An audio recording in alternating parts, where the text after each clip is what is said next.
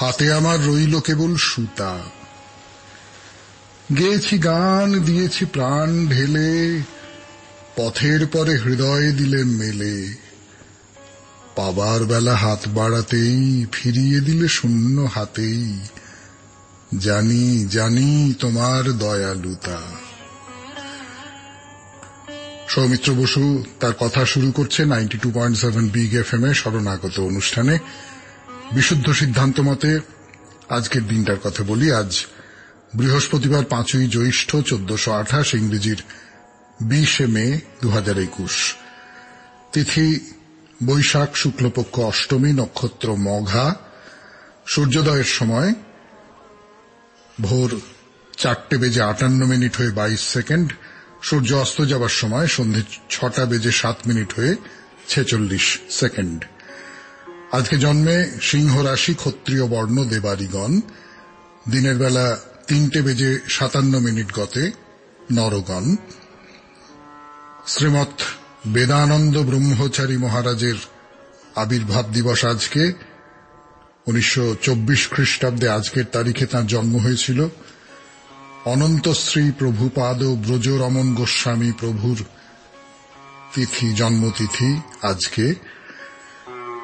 বিশিষ্ট দেশনেতা ও বাগ্মী বিপিন চন্দ্র পালের প্রয়াণ ঘটেছিল আজকের তারিখে 1932 খ্রিস্টাব্দে। 1799 খ্রিস্টাব্দে বিশিষ্ট ফরাসি সাহিত্যিক বালজাক জন্মগ্রহণ করেছিলেন। 1972 খ্রিস্টাব্দে দ্বিতীয় হুগলি সেতুর, বিদ্যাসাগর সেতু, তার ভিত্তিপ্রস্তর স্থাপন করেন ইন্দিরা গান্ধী। 1976 খ্রিস্টাব্দে পশ্চিমবঙ্গ সরকারের তত্ত্বাবধানে প্রতিষ্ঠিত হয় পশ্চিমবঙ্গ বাংলা একাডেমি। আমাদের হোয়াটসঅ্যাপে চিঠি পাঠাবার নাম্বার 9831922927। চিঠির গোড়ায় অতি অবশ্যই SG লিখতে হবে। আর আমাদের ফেসবুকের পাতা, তার নাম শরণাগত সৌমিত্র। এই শরণাগত সৌমিত্রতে প্রত্যেক দিন রাত 9:30টার সময় আপনাদের সৌমিত্র বসু উপস্থিত থাকে আপনাদের সঙ্গে কথা বলবার জন্য, সোজা কথায় আড্ডা মারবার জন্য। তার মধ্যে গীতা থেকে হয়তো খানিকটা পড়া হলো, আপনারা কে কি বলছেন অনুষ্ঠান সম্পর্কে তাই নিয়ে আলোচনা করা হলো। আপনাকেও সেখানে স্বাগত। তাহলে এখন একটু গান শুনি, গানের পর আজকের অনুষ্ঠান সূচি 92.7 বিগ এফএম এ শরণাগত অনুষ্ঠানে আমি আপনাদের সৌমিত্র বসু। গানের পর আজকে প্রথমে তো আপনারা জানেন পুরাণ চিরন্তন। পুরাণ চিরন্তনে রাজা খবর পেয়েছেন যে দক্ষিণ দেশে সমুদ্রের ধারে শ্রী পুরুষোত্তম নামে একটি তীর্থক্ষেত্র আছে, সেইখানে তিনি যেতে চান। বিদ্যাপতি বলে একজনকে পাঠিয়েছেন। এবারে বিদ্যাপতির যে অভিজ্ঞতা, সেই অভিজ্ঞতা নিয়ে আমরা কথা বলছিলাম। তারপরে চলে যাব প্রণমী তোমার এই পর্বে স্বামী বিবেকানন্দের কথায়। স্বামী বিবেকানন্দ তার শিষ্যদের, ছাত্রদের কি কি উপদেশ দিতেন, কিভাবে উপদেশ দিতেন, তাই নিয়ে কিছু কথা শোনাবো আপনাদের। তারপরে তো হে মহাজীবন। হে মহাজীবনে একজন মানুষ, তার কথা গতদিন বলেছিলাম আপনাদের, ইতিহাসবিদ, একজন প্রখ্যাত ইতিহাসবিদ মহাজীবন, কোনো সন্দেহ নাই। তার নামটা আজকে জানাবো এবং নতুন একজন মহাজীবনের কথা বলবো। আপনাদের চিঠিপত্রের উত্তর দেব এবং তারপর নতুন একটা জায়গার কথা। নিবাস মণ্ডল আমাদের শরণাগত অনুষ্ঠানের শ্রোতা, তিনি একটি মন্দিরের কথা বলেছিলেন, সেই মন্দিরে যাব আপনাদের সকলকে নিয়ে। তাহলে আপাতত একটু গান শুনবো, গানের পর ফিরে আসছি 92.7 বিগ এফএম এর শরণাগত অনুষ্ঠানে পুরাণ চিরন্তন এই পর্যায়ে নিয়ে। শুনছেন শরণাগত 92.7 বিগ এফএম এ, আমি আপনাদের সৌমিত্র বসু। তো যে গল্পটা শুরু করেছিলাম তার সূত্র ধরে বলি যে রাজা তো খবর পেয়েছেন যে দক্ষিণ দেশে সমুদ্রের ধারে শ্রী পুরুষোত্তম নামে একটি তীর্থক্ষেত্র আছে, সেখানে নীলগিরি নামে একটি পাহাড় আছে। সেই পাহাড়ে আছে বিনি নামে একটা কুণ্ড। সেই কুণ্ডে স্নান করলে 1000 অশ্বমেধ যজ্ঞের ফল লাভ হয়। ব্যাস, আর কথা কি, রাজা ঠিক করলেন তিনি যে রাজ্যের রাজা সেই অবন্তীনগর ছেড়ে তিনি এবার থেকে ওই পুরুষোত্তম ক্ষেত্র গিয়েই থাকবেন। রাজার ইচ্ছে, তা রাজার যা ইচ্ছে সেই অনুযায়ী সমস্ত ব্যবস্থা করতে হবে। কিন্তু সেই ক্ষেত্র তো অনেক দূর, কে নিয়ে যাবে তাদের সেই দূর পুরুষোত্তম ক্ষেত্রে, তার ব্যবস্থাপত্র কি হবে? যে ব্রাহ্মণের মুখে রাজা এই স্থানের কথা শুনেছেন তিনি বললেন যে এই নিয়ে চিন্তা কি মহারাজ, আমার ভাই বিদ্যাপতি সেখানে যাবার পথ খুব ভালো করে চেনে, আপনি বিদ্যাপতির সঙ্গে আপনার লোকজনেদের পাঠিয়ে দিন, তারা গিয়ে ওখানে আপনার থাকবার উপযুক্ত ব্যবস্থা করে নেবে। খুব ভালো প্রস্তাব। তা বিদ্যাপতিকে ডেকে আনা হলো, তাকে বলা হলো যে রাজার অনুচরদের নিয়ে সেই পুরুষোত্তম ক্ষেত্রে পৌঁছে দিতে। তো বিদ্যাপতি তো যাচ্ছে, মনে খুব আনন্দ, প্রভুকে নিজের চোখে দেখবেন, তাকে প্রণাম করবেন, তার পুজো করবেন, দেব বিষ্ণুকে, এর চেয়ে বড় সৌভাগ্য আর কি বা হতে পারে। তো বিদ্যাপতি রথে চড়ে যাচ্ছেন, পুরুষোত্তম শ্রী বিষ্ণুর রূপ ধ্যান করতে করতে পথে পড়ল একটা গ্রাম। বিদ্যাপতি রথ থেকে নেমে দেখলেন কি, এ তো অবিশ্বাস্য। গ্রামের পথে পথে যারা চলাফেরা করছেন তারা সবাই চতুর্ভুজ, কি করে হাত তাঁদের? তার মানে এরা সবাই ভগবান শ্রী বিষ্ণুর অংশ। বিদ্যাপতির মনে হলো এদের দেখেই তো জীবন ধন্য হলো তার। তো তাড়াতাড়ি রথ থেকে নেমে তাদের সাষ্টাঙ্গে প্রণাম করলেন, তারপর আবার রথ চলতে শুরু করলো। এগিয়ে চললেন বিদ্যাপতি, যাচ্ছেন যাচ্ছেন যাচ্ছেন, ওই তো দূরে দেখা যাচ্ছে মেঘের মতো দাঁড়িয়ে আছে নীলাচল পাহাড়। রথ এসে সেই পাহাড়ের পায়ের কাছে থামল। কিন্তু এই পাহাড়ে উঠবার উপায় কি, পথ তো খুঁজে পাচ্ছেন না। হঠাৎ শোনেন কারা যেন কথা বলছে, না যেমন তেমন কথা নয়, ঈশ্বরের কথা, ভগবান বিষ্ণুর কথা। তো বিদ্যাপতি তো তাড়াতাড়ি তাদের দিকে এগিয়ে গেলেন। সেখানে যারা ছিলেন তাদের মধ্যে ছিলেন একজন বৃদ্ধ, তিনি হলেন শবররাজ বিশ্বা বসু। তো বিশ্বা বসু তার দিকে তাকিয়ে বললেন, ভদ্র, আপনি কে? আপনাকে তো এখানকার মানুষ বলে মনে হচ্ছে না, আপনি এই দুর্গম স্থানে কি করে এলেন? কিন্তু না না না না না, আপনার মুখ দেখে মনে হচ্ছে আপনি খুব ক্লান্ত, খুব খিদে পেয়েছে আপনার। আগে কিছু আহার করে নিন, তারপরে আপনার কথা শোনা যাবে। আপনি কি ফল খাবেন না রান্না করা কিছু খাদ্যদ্রব্য আহার করবেন? এই পর্যন্ত পুরাণ চিরন্তন আজকের মতো 92.7 বিগ এফএম এ শরণাগত অনুষ্ঠানে। এরপর প্রণবী তোমারে, কিন্তু তার আগে গান, তারপরে আবার কথা শুরু করব আপনাদের সৌমিত্র বসু। সৌমিত্র বসু ফিরে এলো 92.7 বিগ এফএম এ শরণাগত অনুষ্ঠানে একটা খুব গুরুত্বপূর্ণ কথা শেষ করবার জন্য, মানে সেই গুরুত্বপূর্ণ কথার মুখে এসে শেষ করেছিলাম গতদিনের শরণাগত, মানে এই প্রণমী তোমারে পর্বটি। স্বামীজি একটা কথা বলতেন তার ছাত্রদের, যে যুক্তিকে সবসময় মেনে চলবে, যুক্তিকে সবসময় মেনে চলবে যতক্ষণ না পর্যন্ত এমন কিছুকে পাও যা নাকি যুক্তির চেয়েও বৃহত্তর কোনো সত্যে তোমাকে নিয়ে যেতে পারে। দেখুন, আপনাদের সৌমিত্র বসু একেবারে অজ্ঞান মানুষ, সে কথা আপনারা এর মধ্যে জেনে বুঝে ফেলেছেন, নতুন করে বলবার কিছু নেই।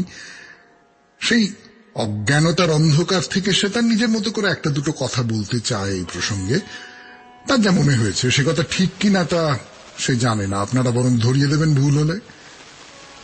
তবে একটা কথা বলতে পারি, বিবেকানন্দের বহু কথা, বহু আচরণ ধরন যা কিছু বলুন না কেন, তার মধ্যে তার গুরু রামকৃষ্ণদেবের ছায়া এসে পড়ে।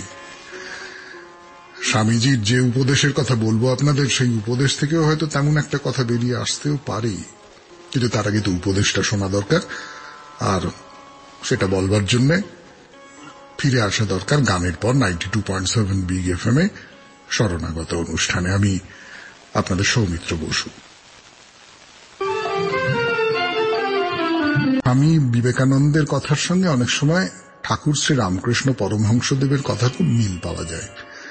92.7 বিগ এফএম এর শরণাগত অনুষ্ঠানে তার একটা উদাহরণ আপনাদের সামনে পেশ করব। ঠাকুর কি বলতেন? ঠাকুর বলতেন যে পায়ে যদি কাঁটা ফোটে তাহলে কি করে সে কাঁটা তুলতে হয়? খুব সোজা উত্তর, আপনারা সকলেই জানেন। অন্য একটা কাঁটা এনে চাড় দিলে এই কাঁটাটা উঠে যায়। তারপর কি করতে হয়? তারপর দুটো কাঁটাই তো ফেলে দিতে হয়। কেন বলছেন ঠাকুর এই কথা? অজ্ঞান হলো পায়ে ফোটা সেই কাঁটা, তা মানুষের চলার পথে বাধা দেয়। এবার সেই অজ্ঞান কাঁটাটাকে কি দিয়ে তুলে ফেলতে হয়? জ্ঞানের কাঁটা দিয়ে। জ্ঞান এসে অজ্ঞানকে উপড়ে ফেলে দেয়, তাই তো? জ্ঞান কাকে বলে? পাশ্চাত্য মতে বলছে যা কিছু যুক্তি দিয়ে প্রমাণ করা যায়, যুক্তি নির্ভর যা কিছু দিয়ে আমরা আমাদের প্রতিদিনের কাজ চালাই, তাই হলো জ্ঞান। তো স্বামীজি এটাই বলছেন যে এই যুক্তিকে মান্যতা দিও, এই যুক্তিকে অস্বীকার করো না, অগ্রাহ্য করো না। তারপর আসতে পারে এক গভীর উপলব্ধি। সেই গভীর উপলব্ধি যে কি, সে কেমন করে আসে, তাকে যুক্তি দিয়ে ব্যাখ্যা করা যায় না। তখন তোমাকে পা দিতে হবে বিজ্ঞানের জগতে, যা অজ্ঞানের থেকে আলাদা, জ্ঞানের থেকে আলাদা। হ্যাঁ, তা জ্ঞানের উপর ভর করে গড়ে ওঠে, জ্ঞানকে অস্বীকার করে গড়ে ওঠে না। সে হলো মানুষের অনুভবের জগৎ। অনুভবের জগৎ, উপলব্ধির জগৎ। এই যে যুক্তির অতীত কোন উপলব্ধি, স্বামীজি বলছেন এর সঙ্গে যুক্তির কিন্তু কোনো বিরোধ নেই। স্বামীজি আর একভাবে ব্যাপারটা ব্যাখ্যা করতে চাইছেন। তিনি একটা শব্দ ব্যবহার করছেন, সে শব্দ আমাদের প্রাচ্যের লোকেদের খুব চেনা, কিন্তু ওদেশে অন্তত তখন একটু হয়তো মানুষজন শুনে গোলমালের মধ্যে পড়ে যেতেও পারত। কথাটা হচ্ছে সমাধি। এমনিতে ধরুন পাশ্চাত্যে যারা মন দিয়ে গবেষণা করেছেন তারা মনকে মোটের উপর দুটো ভাগে ভাগ করেছেন। একটা হলো অবচেতন মন, আর একটা হলো সচেতন মন। অবচেতন মানে আপনারা জানেন আমাদের মনের মধ্যে ঢাকা পড়ে থাকা নানান রকমের ভাবনা, চিন্তা, ইচ্ছে, সে সমস্ত কিছু লুকিয়ে থাকে, চাপা পড়ে থাকে এই অবচেতনে। তারা যে আছে আমরা টেরও পাই না, এতটাই চাপা পড়ে থাকে। আর সচেতন মন বলতে কি বোঝায় তাতে আমরা সকলেই জানি। যে মন নিয়ে আপনারা এখন শরণাগত শুনছেন, যে মন নিয়ে আপনারা কথা বলছেন, যে মন নিয়ে আপনারা প্রতিদিনের জীবনে চলেন,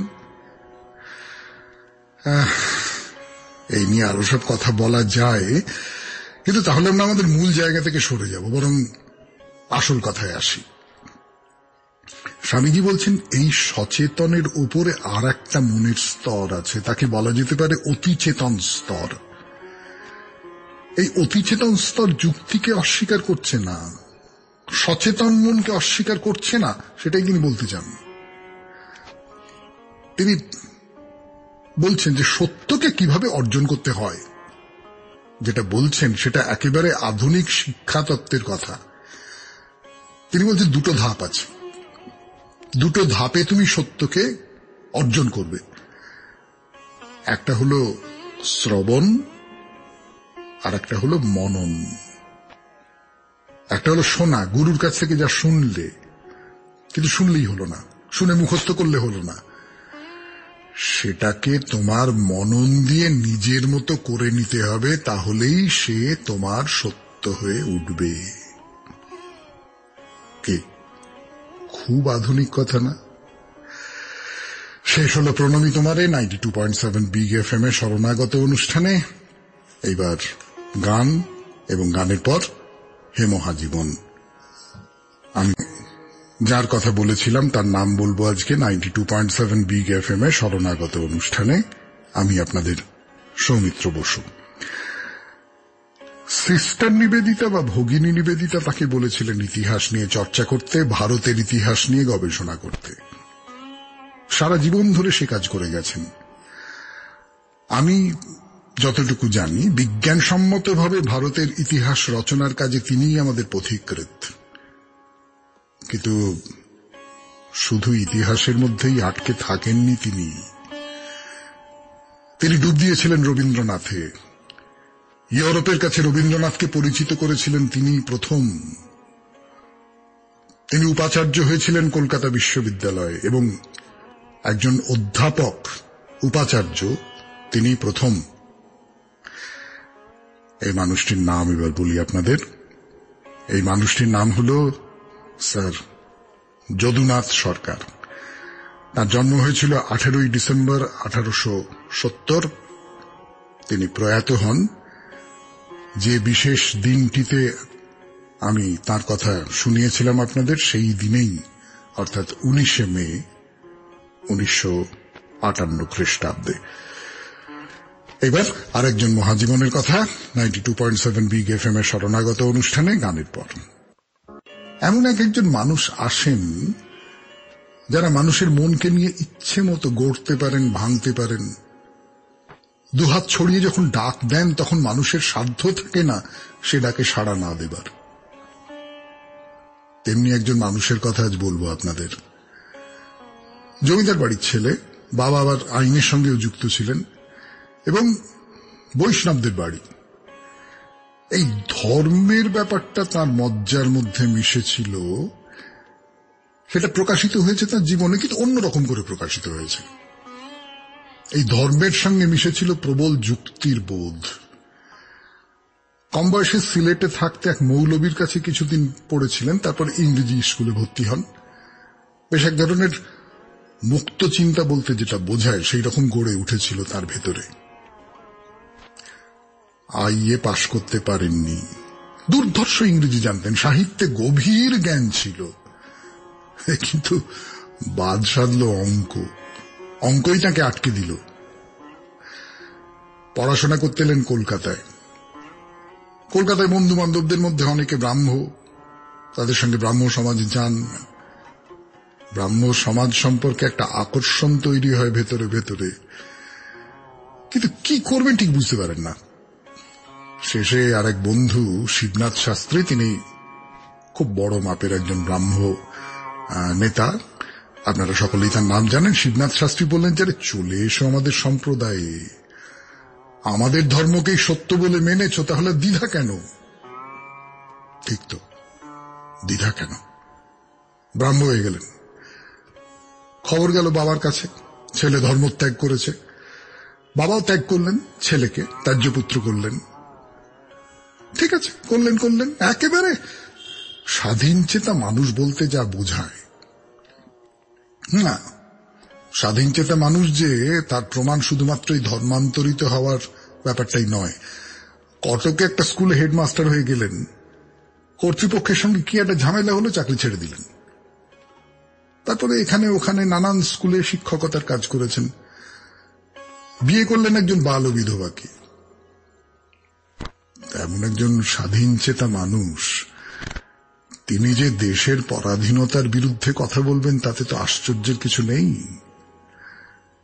রাজনীতি নিয়ে তার আগেই আগ্রহ ছিল, চর্চা ছিল। 1905 খ্রিস্টাব্দে বঙ্গভঙ্গ বিরোধী আন্দোলনের সময় ভেতরের সেই আগুন একেবারে দাউ দাউ করে জ্বলে উঠল। মানুষকে সচেতন করতে হবে, মানুষকে উত্তেজিত করতে হবে ইংরেজ সরকারের এই অন্যায় সিদ্ধান্তের বিরুদ্ধে। নেমে পড়েছেন সুরেন্দ্রনাথ বন্দ্যোপাধ্যায়, আর তার সঙ্গে গলা মিলিয়ে তিনিও বঙ্গভঙ্গের বিরুদ্ধে সভায় সভায় আগুন ছড়াতে লাগলেন। কিন্তু না, শুধু বক্তৃতায় কি হবে? এই সব কথা তো বহু মানুষের মধ্যে ছড়িয়ে দিতে হবে। তার জন্য চাই পত্রিকা। পত্রিকার মধ্যে দিয়ে ছড়িয়ে দিতে হবে দেশপ্রেম। প্রকাশিত হল বন্দে মাতরম পত্রিকা। প্রথম সম্পাদক তিনি, দ্বিতীয় সম্পাদক হয়েছিলেন অরবিন্দ ঘোষ। সে পত্রিকার শিরোনামে লেখা থাকত, ইন্ডিয়া ফর ইন্ডিয়ান্স। এই দাবি, ইন্ডিয়া ফর ইন্ডিয়ান্স। মানুষটির নাম বলবো আগামীকাল 92.7 বিগ এফএম এর শরণাগত অনুষ্ঠানে। আপাতত শেষ হলো হে মহাজীবন, শুরু হবে আপনাদের চিঠি পড়া। একটু গান শুনে নিই তারপর। আচ্ছা বলুন, রবীন্দ্রনাথ, আজ ইংল্যান্ডে বিশ্বকবি সম্মেলন হলো। সেখানে Sukanta, Nazrul, Satyendranath, Dwijendralal, Shakespeare, Shelley, Keats প্রভৃতিদের চাঁদের হাট বসেছিল। দ্বিজেন্দ্রলাল বললেন, আজকাল খুব জীবনমুখী গান কবিতার কথা শোনা যাচ্ছে, তাহলে আমরা কি মরণমুখী রচনা করলাম? নাটু, আচ্ছা তরুণ প্রজন্মের কাছে আপনার আকাশবাণী কি? রবীন্দ্রনাথ, বিবেকানন্দ, নেতাজি ও আমার রচনা জীবনী পড়ো, তাহলেই শিক্ষা পাবে ও ধরাধামে চিরশান্তির বীজ বপন হবে ও সব স্বাভাবিক হবে। এমন সময় কারেন্ট এসে যাওয়ায় বাল্বটা জ্বলে উঠল। লিখেছেন অভিজিৎ গোস্বামী, বামনগাছি, হাওড়া। খুব মজা করে লেখা, সেটা আমার ভাল লাগলো বেশ। মানে রবীন্দ্রনাথ মানেই খুব একটা ভক্তিতে গদগদ হয়ে থর থর হৃদয়ে কথা বলতে হবে এমনটা তো নয়। বেশ অন্য রকমের একটা চিঠি, মজাই লেগেছে বেশ। পরে চিঠি পড়ি। খুব ছোটবেলায় বুঝতে পারতাম না, স্কুলে পড়ার সময় দেখতাম বড় দাদা দিদিদের ব্যস্ততা। আমরা যখন সক্রিয় অংশগ্রহণ করতে শুরু করি, আমাদের বাংলার শিক্ষক মাননীয় শ্রী গঙ্গাধর নন্দ মহাশয় আমাদের নাটকের তালিম দিতেন। মাননীয় শিক্ষক শ্রী পরিমল ভৌমিক, মাননীয় শ্রী রবীন্দ্রনাথ মণ্ডল মহাশয় আমাদের গানের তালিম দিতেন। নাচের জন্য একজন দিদিমণি আসতেন। আমি গ্রামের মেয়ে, গরমের জন্য সকালে পড়ানো হতো। যত বেলা বাড়ত তত গরম বাড়ত। 3-4 মাইল দূর থেকে হেঁটে ছেলে মেয়েরা বিদ্যালয়ে আসত। ছুটির পরে শুরু হতো মহড়া। ছেলেদের 2টো নাটক, মেয়েদের 1টা নাটক। ছেলেদের সঙ্গে শিক্ষক মহাশয় অভিনয় করতেন। এছাড়া গান, নাচ, হাস্যকৌতুক, গীতিনাট্য সব হতো। একসঙ্গে 2টি অনুষ্ঠান হতো, রবীন্দ্র নজরুল জয়ন্তী উৎসব। শিক্ষক মহাশয় বলতেন সবার বাড়ি থেকে মায়েদের শাড়ি আনতে, নাটকের জন্য আসর তৈরি করা হবে তাই। আমরা সেগুলো মহানন্দে করতাম। অনুষ্ঠানের দিন যত এগিয়ে আসতো আমাদের আনন্দ লাফিয়ে লাফিয়ে বাড়ত। অনুষ্ঠানের দিন সকাল থেকে সাজো সাজো রব, ফুল তুলে মালা গাঁথা, স্তবক তৈরি করা আমরা নিজেরাই করতাম। রবীন্দ্রনাথ, নজরুল প্রধান অতিথিকে পড়ানো হতো। আমিও নাটকে অভিনয় করেছি রাজার চরিত্রে। প্রথম দিন পার হবার পর আসতো দ্বিতীয় দিনের আনন্দ ও মন খারাপের দিন। আজ রাত পার হলে আবার 1 বছরের অপেক্ষা। অনুষ্ঠানের পরদিন থেকে গরমের ছুটি শুরু হতো। আজ এত কিছু আছে, কিন্তু ওই আনন্দ আর কোনো কিছুতেই পাই না। ভালো থাকবেন, পাঠ করলে ভালো লাগবে। এমন সুন্দর একটা চিঠি, কিন্তু এটা কি করলেন আপনি? নিজের নামটা দিলেন না। ইস, ছি ছি ছি ছি ছি ছি ছি। যাই হোক, ভারী সুন্দর 2টো চিঠি পড়া গেল আজকে। আপনাদেরও নিশ্চয়ই ভালো লেগেছে। প্রথমটা মজার চিঠি, আরো বড় হতে পারত হয়তো, কিন্তু শব্দ সংখ্যা মেপে দেওয়া হয়েছিল বলে আর বড় করা গেল না। আর দ্বিতীয় চিঠিটাও ভারী সুন্দর লেগেছে, আমার অন্তত খুব ভালো লেগেছে। তাহলে এখন একটু গান শুনি, গানের পর বাইরে দূরে 92.7 বিগ এফএম এ শরণাগত অনুষ্ঠানে আমি আপনাদের সৌমিত্র বসু। 7 বিগ এফএম এ শরণাগত অনুষ্ঠান, আমি আপনাদের সৌমিত্র বসু। শুরু করছি আজকের বাইরে দূরে। মহানাদের কালী মন্দির দেখে এবার আমরা চলেছি জটেশ্বর শিব মন্দিরের দিকে। আগের দিন তো মহানাদ গ্রামের নাম বলেছিলাম যে সেটা হয়তো মহানাথ থেকেও এসে থাকতে পারে। নাথ সম্প্রদায়ের উপাসকেরা, তারা শিবের উপাসনা করতেন। এও তো শিবেরই মন্দির। সেই গুপ্ত যুগে নাকি তৈরি হয়েছিল মন্দির। না, তার কোনো চিহ্ন এখন আর নেই, সেটা আমরা আগেই বলেছি। আসলে বাংলার জল হাওয়া তো ঠিক বাড়িঘর স্থাপত্যকে দীর্ঘদিন ধরে টিকে থাকতে দেয় না। যাকে পুরনো কথা ভেবে লাভ নেই, আমরা বরং এই নতুন, মানে 18 শতকে তৈরি মন্দিরটাকে নতুন করে দেখি কেমন। কিন্তু তার আগে একটু গান শুনে নি। গানের পর ফিরে আসছি আপনাদের সৌমিত্র বসু 92.7 বিগ এফএম এ শরণাগত অনুষ্ঠানে। মন্দির বলতে আমরা কি বুঝি? একটা কোনো পাঁচিল ঘেরা জায়গা, সেই জায়গাটুকু এই দেবস্থানের জন্যই তৈরি, তারই এখতিয়ারের মধ্যে, তাই তো? কিন্তু 92.7 বিগ এফএম এর শরণাগত অনুষ্ঠানে এখন এই যে জটেশ্বর মন্দিরের কথা বলছি, সেখানে এই মন্দিরটা কেমন ছাড়া ছাড়া লাগতে পারে আপনার। একটা মাঠের মধ্যে ছড়ানো ছিটানো কয়েকটা মন্দির, তাদের মধ্যে সবটা মিলিয়ে কোনো একটা সারূপ্য যাকে বলে, একটা সামঞ্জস্য, প্যারিটি, তেমনটা কিন্তু নেই। প্রথমেই আসি শিবের মন্দিরের সামনে। একতলা একটা কোঠা, সাদা রঙের, মূল দরজার দুপাশে দুটো করে দরজা, অর্থাৎ মোট 5টা দরজা দিয়ে ঢুকতে হয় এই মন্দিরের মধ্যে। তা বলে ভাববেন না বিশাল বড় কিছু, ছোটখাটো, এবং আমি খানিকটা সাদামাটাই বলবো এর গড়ন বাইরে থেকে অন্তত। মন্দিরের যে অংশটা আকাশের দিকে উঠে গেছে তার রঙও সাদা, শুধু তাতে লাল লাল ডোরা কাটা আছে। চলুন মন্দিরের ভেতরে প্রবেশ করা যাক। নাট মন্দিরটি বেশ বড়, অনেকখানি জায়গা জুড়ে। তার একটা কারণ আছে, সেই কারণটা এই ফাঁকে বলে রাখি। এই যে নাট মন্দির, তার সামনের মাঠ, এই সবকিছু কিন্তু একেবারে ভর্তি হয়ে যায়, ঠাসাঠাসি ভিড় হয় শিবরাত্রির সময়টা। তার বাইরে মন্দির মোটামুটি এমনি পড়ে থাকে, মানুষজন খুব যে যাতায়াত করেন এমনটা নয়। তো যাই হোক, নাট মন্দির পেরিয়ে এবারে চলুন মূল মন্দিরে। মূল মন্দিরটা হলুদ রঙের, তার মধ্যে নানান রকম সব আঁকা আছে। গর্ভগৃহের ঠিক মুখে দুটি মঙ্গল ঘটের ছবি, মাঝখানে লেখা রয়েছে ওম। ছোট্ট একটি শিবলিঙ্গ, পাশে একটি ধেনুর মূর্তি আছে কালো রঙের। এই মূল মন্দিরের দেবদর্শন হলো। এবার আসুন অন্য মন্দিরগুলো ঘুরে ঘুরে দেখে নেওয়া যাক। এই চত্বরের মধ্যে আরো বেশ কয়েকটি শিব মন্দির আছে, গোলাপি রঙের মন্দির, এবং যেটা বিশেষ করে দেখার, এরা কিন্তু একরকমের নয়, আলাদা আলাদা ধরন। ভেতরের লিঙ্গগুলো আলাদা আলাদা মাপের। আমার কিনা মনে হলো বিভিন্ন সময়ে আলাদা আলাদা করে এদের তৈরি করা হয়েছিল। বলেছিলাম না এখানে বেশ কিছু প্রাচীন মূর্তি দেখতে পাওয়া যাবে। কোন কোন শিব মন্দিরের গায়ে এবং কোথাও বা আলাদা করে রাখা আছে কিছু মূর্তি, দেখলেই বুঝতে পারা যাবে তারা একেবারেই আজকের সময়ে তৈরি নয়। ওই একটু আগে বলছিলাম না, এই জমিতে যেন ছাড়া ছাড়া ভাবে কিছু নির্মাণ হয়ে গেছে। একটা কালী মন্দির আছে এখানে, সেটা তৈরি হয়েছে একেবারেই হাল আমলে। মানে মন্দিরের গায়ে লেখা আছে আমরা কজন সংঘ, সন 1390। মানে এই যে কালী মন্দির, এই মন্দির প্রতিষ্ঠা করা হয়েছে আজ থেকে 38 বছর আগে। কিন্তু না, সে সমস্ত নিয়ে আর কথা বলবার সময় নেই। এবার আমাদের শরণাগত শেষ করতে হবে, 7টা প্রায় বাজে। আপনাদের আরেকবার মনে করিয়ে দিই, আমাদের হোয়াটসঅ্যাপে চিঠি পাঠাবার নাম্বার 9831922927। চিঠির গোড়ায় অতি অবশ্যই SG লিখতে হবে।